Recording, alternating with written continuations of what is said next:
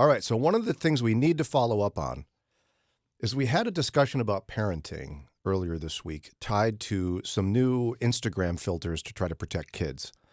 And I was excited for two reasons today. One, we didn't expect Lauren to hang with us today. Long story.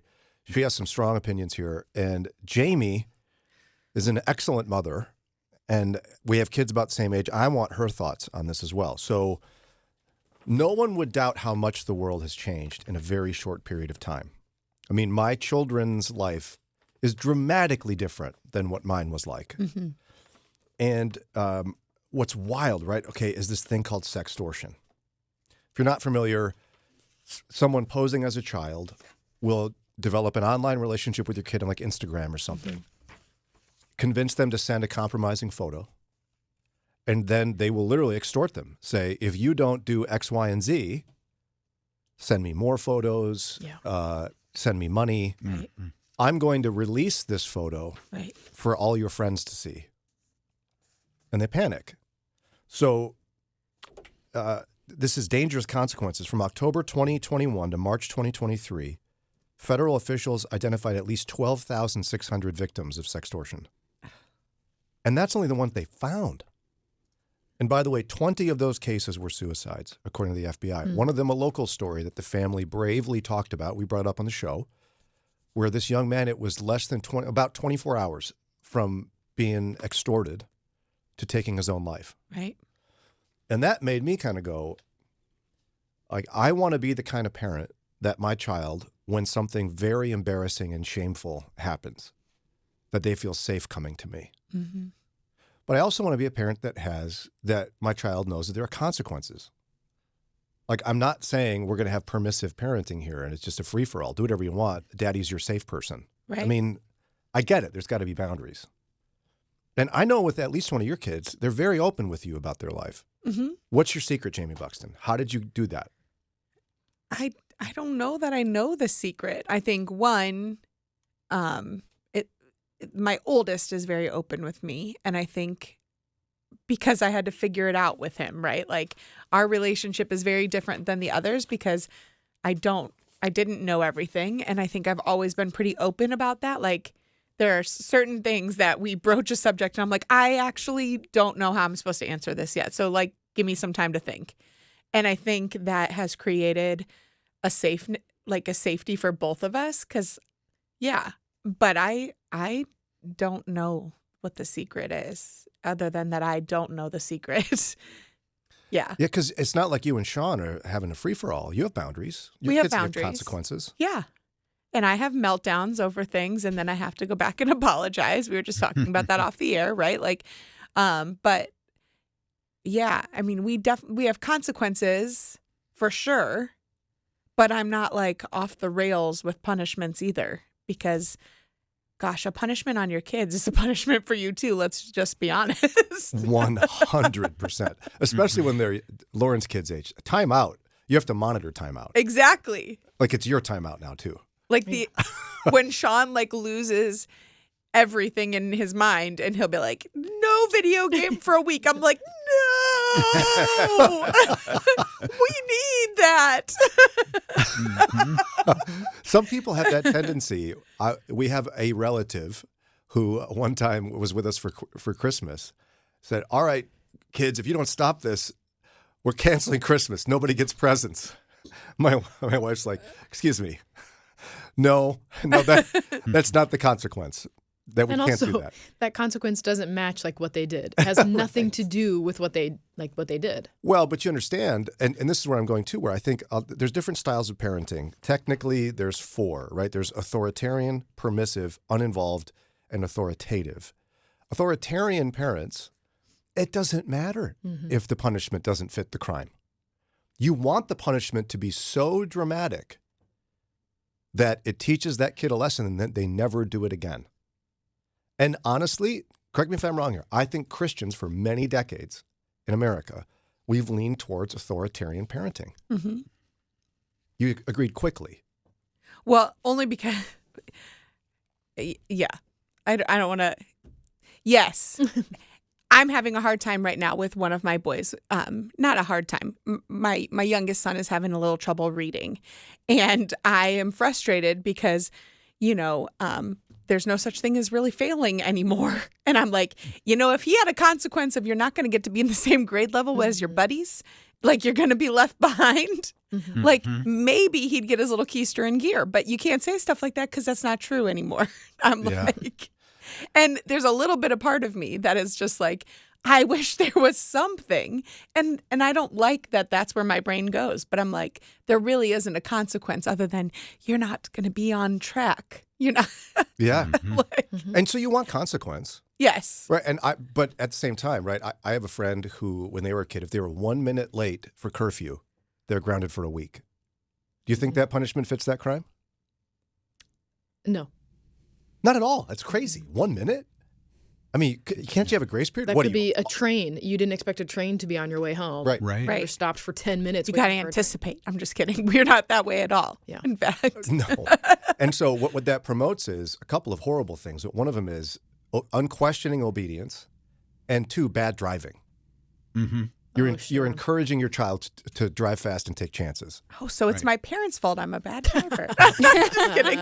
They're probably listening. Your parents are the Penelope. best. I love your parents. So here's where I'm at. Like, I think Christians in the era we are now, like if you're doing you're grounded for a week if you're 1 minute late, if your kid gets sextorted, they're not coming to you. Right. They're too afraid. Because everything's extreme. Everything's extreme. Punishments don't fit crimes. There's so much fear of you that you aren't safe. And some of that comes from, like, a lot of Christian families, because of the way church culture is, forgive me, but it's your kids have to be well-behaved and get all the good grades because that's what good Christian kids do. Right. And so the parents are worried about their own reputation. And so they're really putting the hammer down. But then if your kid gets sextorted, they don't come to you, and it could take their life. Yeah. So my question is, like, we've got to get off of, like, how do we back even further away from authoritarian parenting, but still have boundaries that are healthy where a kid can be safe? I was wondering this aloud, and we got pushback. It's Follow-Up Friday. We're talking about how, due to a number of social media threats and issues with kids today, I want to cultivate a family where my kids know there's consequences for behavior, and we are good parents who do that. Mm-hmm. But also, my kids feel safe enough that in a crisis or something really embarrassing or shameful happens, they feel safe coming to me. And I think we all agree Christians lean towards authoritarian parenting because we want to ingrain in our children biblical behavior. Mm-hmm. And so we do that with consequences. I'm not saying it's the right thing to do, but it's just tendency. So how do we balance this, make them feel safe? Somebody wrote to us as we were thinking about this and said, do the right thing or there will be consequences. Is that a message that we as parents should not be giving our kids? Is that being too authoritarian to say that? Because that sounds like something Jesus would say. Lauren?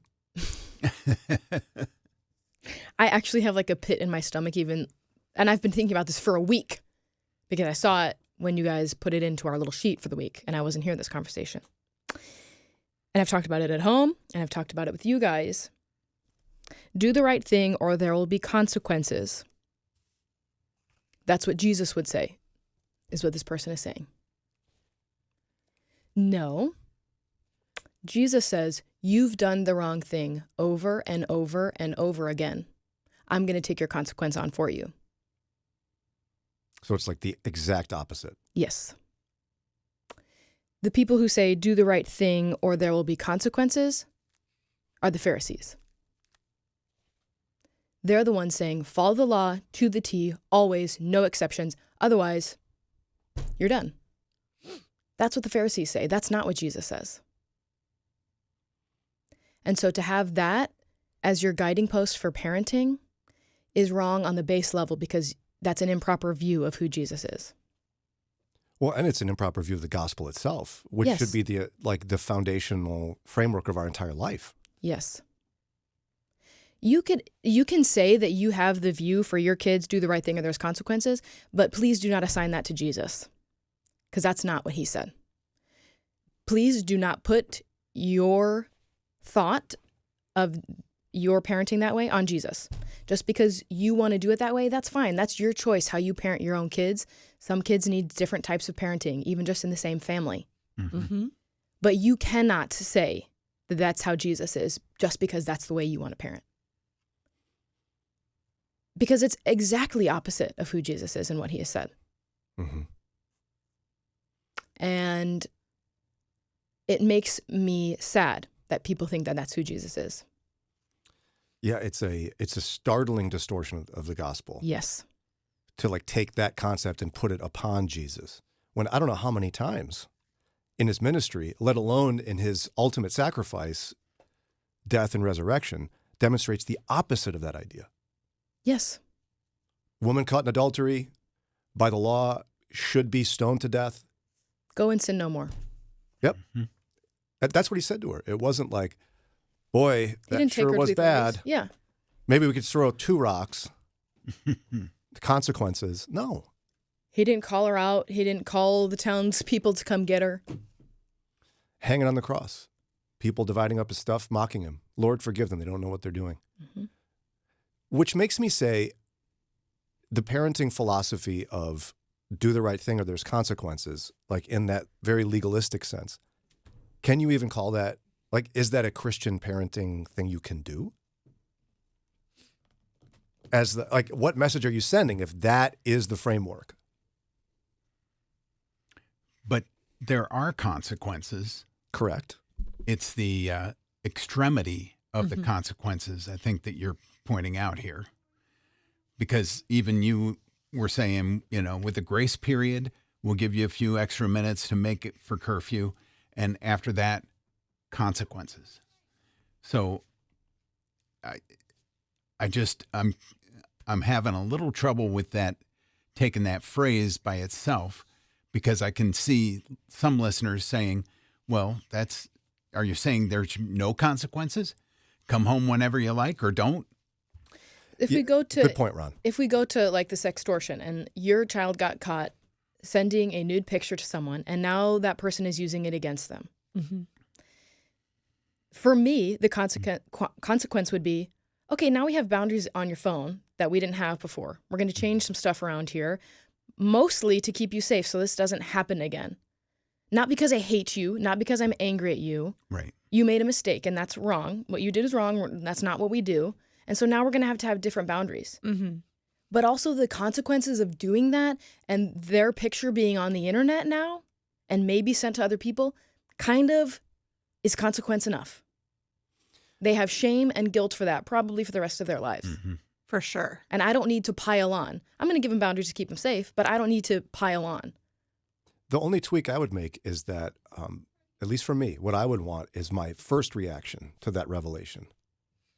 For me to be, look my child in the eye and maybe like put my hands on each side of their face or whatever and say, I love you so much. I'm so sorry this happened to you. Yeah.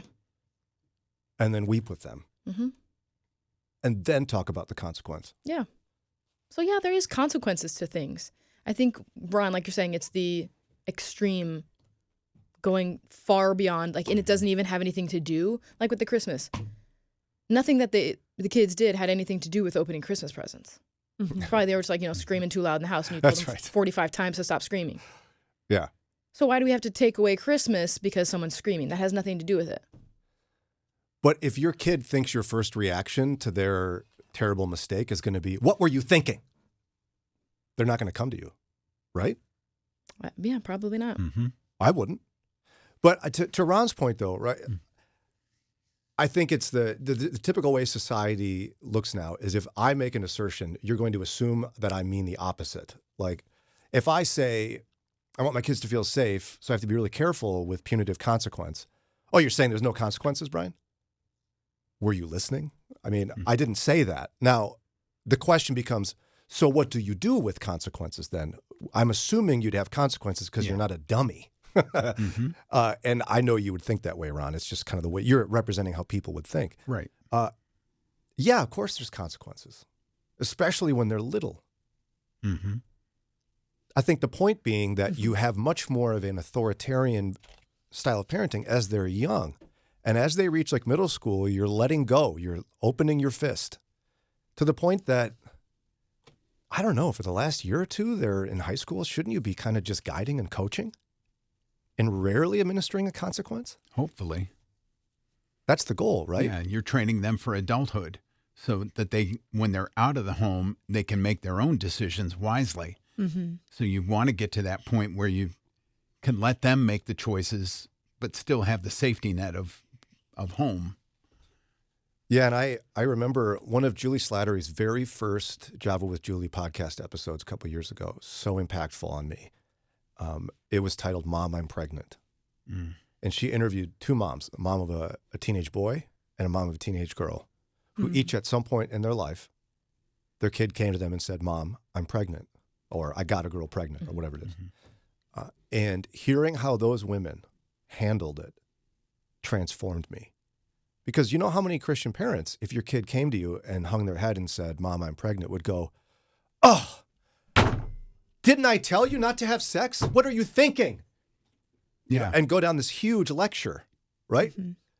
Most of which would be about them. What will the neighbors think? What will people at church think? "I'm so ashamed of you. What were you thinking? The Lord is offended by your behavior. Don't you know you're only supposed to have sex with you go down this big thing." You know what these moms did? With tears in their eyes, they looked at their child and said, "I love you so much. We're going to figure this out." Mm-hmm. And Is that not what God does for us? Mm-hmm. Exactly. But until I heard that podcast episode, I'm not certain I had ever prepared myself for that kind of conversation with a kid. And I had to start coaching myself. Like when you encounter a crisis with one of your kids, whatever it is, Brian, will you be able to do that?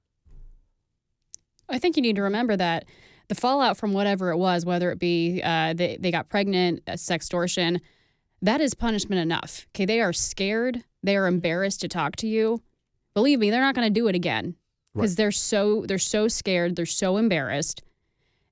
And yeah, you might have more guardrails up from that point on, but they don't need you to ground them or yell at them at that point. No, but I got to be honest. Like my knee-jerk response would be the one I described to you. What were you thinking? Right, Jamie? Yeah. I mean, Yeah, and I think I want to just take a moment to pause because you sound like super parent, which is awesome. And I failed a million times. Yeah. So I want you to know if you've already messed up in this, there's still grace for you too as a parent and to apologize to your child because we did not have anything this big, but we had some curfew issues this past week and I started calm like we're talking about, but I got right into the make you feel shame. And then I was like, "I'm so sorry. I need a break. This isn't about you. This is me thinking about how little time I have left with you in the home and go take your shower and come back and let's talk about this again." So I want people to also hear that if you don't do it perfectly, there's still hope for you as a parent too. But try to apologize quickly and swiftly and find your error. Because your relationship with your kiddo is at stake. Mm-hmm. So important. Thank you for saying that because I never want to try to talk from a position of success because I'm a believer. So I'm in a position of brokenness. Mm-hmm. I didn't just learn this lesson from Julie Slattery. And you know how it is with kids. I can't go into any detail, but what I can tell you is that Sarah and I had a major failure of a kid feeling safe coming to see us, coming to talk to us. And it's out of that I was changed. Yeah. And it was because I was able to later be able to go and say, "I'm so sorry. Right. Will you forgive me?" And they do. Yes. And they, And that demonstrates to your other children, if you have other children, right, that you are a safe person. Exactly. And yet we're still going to get, I guarantee it, I haven't even looked at them yet. We're going to get text messages from people going, no, we need to, it's all about consequences. Cell phones are bad. You can't have a cell phone until you're 18. I don't care who you are. Just really authoritative, authoritarian, extreme, obey or else. I don't know if that's safe in today's world. Yeah. To have that with a teenager. We've been chatting about parenting styles. There's ultimately 4. Authoritarian, which is my way or the highway. Permissive, uninvolved, and authoritative. And all that tied to figuring out how do Christians today raise children in our society where the stakes are so high and things like sextortion are happening, You want your kid to be safe and feel safe coming to you with something very embarrassing and wrong. Mm-hmm. I did this thing and it's shameful. You want your kid to be safe coming to you, but you also want to have boundaries. You don't want to be their best friend. It's not your job. So how do you balance that? And we've talked about how Christians for many generations really have emphasized and taught authoritarian parenting, which is immediate obedience. What you said something in the break about obedience. Delayed? Yeah, if it's not first time obedience or it's delayed obedience, it's not obedience at all. Yeah. Sarah and I took parenting classes in our church that talked first time obedience is the goal. Unquestioning first time obedience. Mm-hmm. We don't buy into that anymore. Mm-hmm. And we're horrified when we saw the Bill Gothard documentary, where that's where it came from. Yeah. A lot of that Christian culture came from that culty thing. Mm-hmm. And I think there's value to a kid asking questions about like, well, why do I have to do that? But if I don't say yes and do it right away, then it's not obedience and I'm being disobedient. But there's value to a kid asking.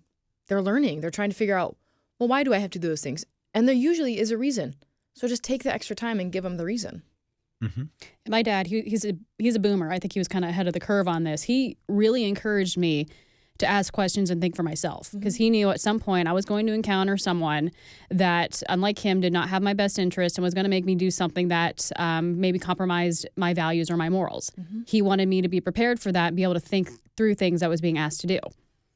Yeah, and again, it's a blessing for me to hang out with strong, intelligent women because I always think of what a psychologist told me, that strong women were loved well by their fathers. And the way you talk about your dad, I think, is a good example of that. That's where it came from. He loved you well, and he gave you good boundaries, it sounds like. Oh, yeah. I think they probably were more into authoritative, but I think they kind of threaded the line a little bit between the two, but they were definitely more authoritative and definitely encouraged us to think for ourselves and understand why. Now, Jamie, you had a question you wanted to chat through about authoritarian parenting and how we all seem to agree that that's been the default for Christian families for generations. Yeah. And I think I know why, but is it just because that's easy for us to say, this is right, this is wrong, do this and without question, and then just follow what other people have done? Or is it fear of like, well, then I don't know how I'm supposed to parent in the gray area, because I will admittedly say, and I think I just said it before the break, that there are times that I'm like, I have no idea what we're supposed to say to this. And I mean this from as simple as, I think I've shared this on the radio long before, but I remember when Micah was like 2 or 3, so he's our oldest, and we're in the car, and he kept bugging for gum. And I finally was like, you can have gum when you're 6. We did the same thing. And I looked at Sean, and Sean was like, 6? Right, and I was like, yeah, 6. And okay. And then that was the rule. But why? I don't know. It's just what came out. And then, so I'm talking about as simple as this, like of that to like the big hard stuff we're talking about. Why do we feel like why do we default into right, wrong, and complete first-time obedience? I think it's how people interpret Scripture. As in, you take 2 passages, train up your child in the way they should go, and then they won't depart from it. 1. 2, spare the rod, spoil the child, or whatever. It's not a passage, but, the rod of discipline. There's a couple of proverbs on that. So, discipline, train them. Yeah. It's like, sounds militaristic, sounds obedience. Here we go. What about don't exasperate your child? Yeah, exasperate them by punishing them too severely. That's what that means. I think you can quickly make a framework from those passages that's authoritarian. I'm not saying it's right. I just think, what do you think of that, theologian, Lauren? She's thinking.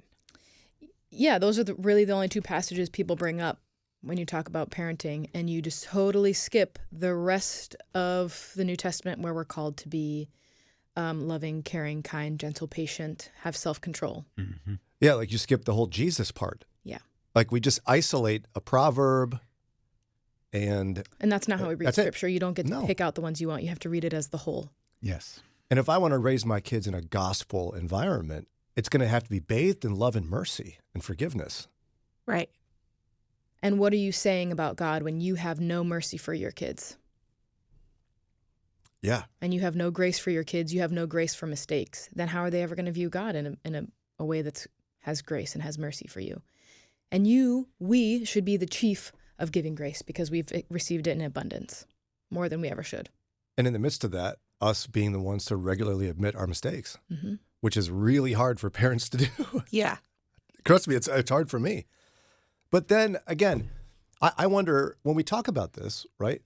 Actually, to say it's easier too. I think being authoritarian is easier. I think so too. And I think that's what I'm getting at. And I don't There's know no how to say it nuance. right. It's like it's black and it's white. It's right and it's wrong. Like it's just clear, it seems.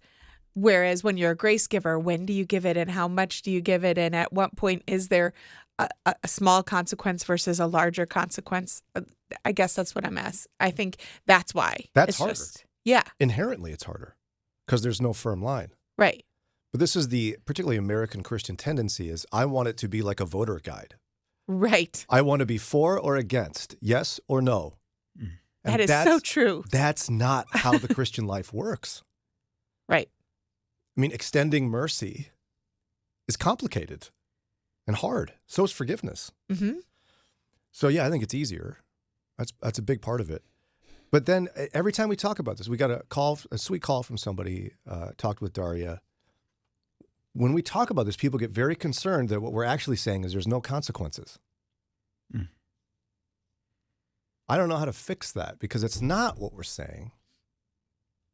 I'm saying we've leaned on consequences are the go-to. Like obedience, consequences is the go-to for Christians. And I don't think that's the way it's supposed to go. But me saying that is someone go, what, no consequences then? What? And again, I think sometimes just what naturally happens as a result of your child doing something, like Lauren brought up, her son tripped and fell. Consequences, he's hurt because he did what he was told not to do. She doesn't need to. I told him to stop running and he wouldn't stop. I'm assuming you didn't put him in timeout after that because he's already crying. He learned his lesson. Sometimes that is consequence enough. You don't need to heap on top of that because they've learned their lesson and they're already suffering from whatever it is that they did. So what? Ron is the most experienced here. Go ahead. Did you figure it out? Oh, yeah, I've got all the answers, but I'm not going to tell. You have to learn them for yourself. I am curious of your thoughts, Ron. And let's do this. Let's take a quick break. We'll hear from our friend Ron, and we'd love to hear from you. There has to be a balance somewhere. Certainly, we teach children right from wrong. Certainly, there are consequences for disobedience and things like that. But we want to be able to teach our kids that we're safe and that we're filled with love and mercy, and that if they need help, they can come to us and we'll protect them and love them. How do we balance that? We're chatting about the difficult balance in parenting and how much it's changed over the years, how we think Christians ought to rethink the authoritarian style of immediate obedience.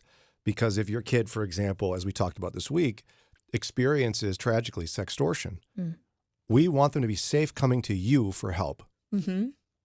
They need your help, and they need to be safe coming to you with something they did that's one, wrong, and two, shameful. Yeah. And know you're going to react well. So how do we balance consequences, grace, all that stuff to make it work right? Ron Eastwood with the answer. Go. I'm curious what you think of all this. Yeah. One thing that comes to mind is people tend to overgeneralize. Like when we're talking about this, we're even using don't do the action and consequences. And we don't mean that exactly, but we shorten it down to We're summarizing. something. Yeah. But then we're all saying, but yes, there are consequences to your actions. Some, like Trey's scraped knee, are self-evident, and therefore they have brought their own consequences on. Some, maybe we need to bring on the consequences, a grounding, loss of a phone. My oldest granddaughter is often without the phone more than has. Bless her heart. But I think also we need to, like I'm remembering a case where we had always told the kids, if you're ever at a party or anything and you feel unsafe or whatever, and you call, we will come pick you up. No questions asked. Did it happen? It happened. Oh. We got a call, and I went right over and got her and brought her home. Were you mad at her? No, I was actually thrilled that it worked, that she did call and say, I don't want to be here anymore. You're a good dad, Ron. Well, I think a lot of dads would do that. Right, but you have to, and it's all the little moments you don't pay attention to, but you've got to create an environment where she actually felt safe, that she's not going to get grounded forever. Because usually what that means is, Dad, I don't feel safe here because there's maybe drugs or drinking or whatever. What, you're at a party with drinking? You told me there wouldn't be. Right. You expect something like that is going to happen. Not to my kid, Ron. I have a Christian child and they obey. Okay. Yours are the only ones. But you did that in a way where your kid actually thought, stuff's happening here I don't want to have happen. My parents don't want these things happening. They don't want me here. But I can still call my dad and say, help me. The best example is from the movie Uncle Buck, starring John Candy. Great movie. But honestly, he and this one teenage girl, he was babysitting for his niece and nephew, and they were going head to head. And something happened where she was out walking the streets by herself, and she found out her boyfriend was a cheat and all these bad things, and she didn't know where to turn because if she went home, Uncle Buck was there and they had been button heads and stuff, and he went out looking for her and he found her, and he stopped the car and he goes, look, all I want is for you to get home safely, and that's, we'll deal with this maybe tomorrow, but for right now, let's put aside our differences and get you safely home. And it's a beautiful example of what we need to do. Set aside all that other garbage. Let's focus on mission one: get the child home safely. In the extortion or sextortion thing, I'm thinking we grandparents have an advantage. We already don't act as the disciplinarian most of the time, and so we can go to the kids when they get near that age and say, this is something that happens. And if you hear about it or something like that happens to you, come to me. Mom and Dad might be angry. I'm good to listen. I listen to you. Let's, so we might have an advantage there that we can apply. I don't mean to throw Mom and Dad under the bus. I think you probably talk about that with Mom and Dad. But if one of my parents said that, like, I want to be safe for one of my grandkids, I'd be like, absolutely. Right. Go for it. That's huge, Ron. I love that. And see, when you describe a situation with one of your kids calling you in the middle of the night, pick them up, it sounded kind of like you viewed it as, this is an opportunity for me to prove to my kid that I'm safe. Yeah. You treated it that way? I didn't think of it that way, but yeah. Well, but I mean, you said, I'm so glad it worked. Right. And that's what that sounded like to me. It's like, I meant it when I said I'm safe, and I get to prove it to my kid. Right. And that's almost what you have to think about in those circumstances so you react well. Because you were probably thinking, why in the world was she at this party in the first place? Well, maybe a little bit, but my goal was get her home safely. Yeah. If she's uncomfortable, I don't want her there feeling uncomfortable. And there's something there that's a bad actor, whether it's a person or just the situation. Yeah. So I want to get her away from that. What a great dad. I have one of my mentors told me a story once. His daughter was in college and ended up, she wasn't doing what they wanted. She was living with her boyfriend in college. They weren't happy about it. They're believers. But he became abusive. And she called one day and she said, Dad, he hit me. This is far away. It's multiple states away.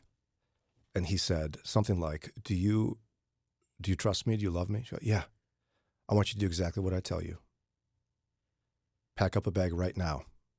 Walk out the front door. I'm leaving. I'm going to come get you. We're going to meet at this place. Yeah. Everything's going to be okay. And that's what he did.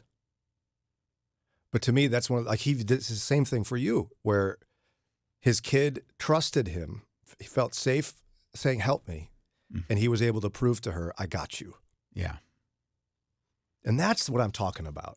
And again, if there was a formula, I think somebody would publish a book and make a lot of money and not be on the radio anymore. Right. But it can't be a parent. I don't think you can be a parent who's authoritarian, my way or the highway, immediate obedience through teenage years, and have a kid feel safe to call you. I don't think you can do it. Am I crazy about that? No. No, I think you're right. Lauren, what do you think about it? You got little ones. Do you worry about stuff like that? Stuff like what? Like when Trey is cute right now at 4, but what about when he's 16 and I don't know, he's driving and going to parties, and do you worry about how you're going to respond, or you're going to do it well? No, I won't do it well, I'm sure. Really? Yeah, I make mistakes every day being a parent, so. Well, I know that, but do you think about those things? Yeah, I have what I would like to do and what I would like to happen. Have you played it out in your mind, in fact? Yeah, absolutely. Okay, I'm not the only one. No, and it happens even just like in small moments with 4-year-olds. They're obviously not driving or going to parties, but they have their own little sinful ways that they do things, and you have to be faithful in those moments too. So you guys have also coached yourself. How should I, in your mind, you have a scenario. My kid comes to me with this. Practice what I would say. You've done that? Yeah. Okay, good. I mean, it happened this week. My kid got in trouble at school. He did something he shouldn't have. And he was being really quiet about it. He was whispering because he felt ashamed of what he did. I had asked him, he doesn't share much about school, so I have to find creative ways to learn about school. Welcome to the club. Yeah, so I said, what was the worst thing that happened at school today? And he started whispering. And I was like, what'd you say? And he said, kept whispering. And I figured out what had happened. And because he was whispering, I could tell he feels ashamed. So I don't need to pile on. I don't need to add to his shame. I just said, hey, thanks so much for sharing with me. I'm sorry that happened. Did you learn from your teacher why we're not able to do that? He said, yes. I said, okay, so maybe we'll try again tomorrow. Now, let me play the part of someone texting now. Lauren, didn't you give him a consequence? He was naughty. No. His teacher spoke with him. That's consequence enough. He felt so much shame. He was whisper talking to me. This child doesn't whisper in his life. He never stops talking, and it's usually at volume 17. He felt shamed. Yeah. I didn't need to add to his shame. Texting in. Lauren, but you're teaching him that he can do bad things and you won't punish him. Yeah, his teacher He needs to did. learn there's consequence for sin, Lauren, from his parents. Yeah, when it happens at home, we'll deal with it at home. When it happens at school, she's the authority there. And he needs to learn that other adults can be trustworthy too. You could have at least put him in the timeout chair, Lauren. Teach him that he needs to obey. I've said what I've said, Brian. I was going to say, this is turning. That's getting aggressive. Yes. And I think on the flip side, we also have to celebrate when there is behavior we're excited about, because I have one child in particular who gives us a harder time than others. But he's also our sweetest and most in touch with his emotions child. And so mornings are tough at our house. And there has been more yelling from me in the last couple of weeks for this particular child. And the other day was a beautiful morning. And on the way to the bus stop, he said, was I good this morning? And it broke a part of me. And it was like, yes. And why am I not as quick to celebrate that and give extra snuggles or whatever when it's that kind of moment versus can we get down to the bus stop? And Can we have one morning where you listen to me? Oh my God. yeah. And so we have to be both. We have to celebrate the good and, celebrate when we learn from our mistakes as well. And sometimes there's consequences. Sometimes I think we're interchanging those words and I'm getting hung up on that. Consequences happen. Just like you said, he ran, he fell. That was a natural consequence. Yeah. I don't have to punish on top of that. There's a difference for me. A consequence is, you did a dumb thing, so something dumb usually follows. You got somewhere to be? That's just the alarm saying to wake Consequences up for the not- youngest. For not silencing your phone before coming on Yes. the radio. What are you guys going to do to me? And he's probably, if he's your most sensitive, that's probably why he's the hardest too. 100% it is. So it's like the gifts that he has and being so in touch with his emotions and being so sweet also can be a downfall too. And you have to know your kids that way as parents. Yes. But this is why the live stream is so great. Like you have just a little bit of Mom tier. but that just, to me, that accentuates that you're such a great mom because you want to do it well. You love your boys and you're willing to share when you make a mistake. Well, you have to. I think that's part of the recipe. You have to learn. And I feel like You're a good mama. that's one of my favorite things about this opportunity to get to do this with you all every once in a while. Many times people say, what the heck do you get to do that? And I say, I have no idea. But like, I want to, the people who actually care anything about what I have to say, I just want to be real because I think in the church, there's just not enough of that, especially about parenting. Well said, sister. Now I'm really going to cry. We're glad you're here. We'll take a break so you can cry Thank in the you. break.